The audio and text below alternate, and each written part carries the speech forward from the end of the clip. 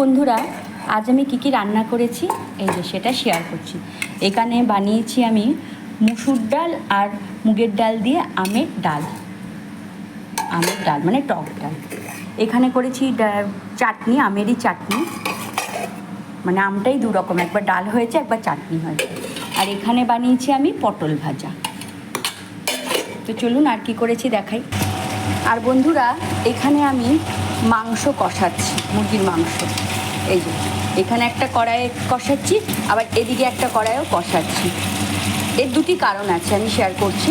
একটা হচ্ছে হলো একটু জায়গা ছোট, মানে কড়াইয়ের মধ্যে একসাথে করতে গেলে ঠিক হয় না। আর আরেকটা কারণ হলো আমার হাজবেন্ড বলেছে একটু পাতলা ঝোল ঝোল মাংস খাবে, আর ছেলে বলেছে কষা খাবে।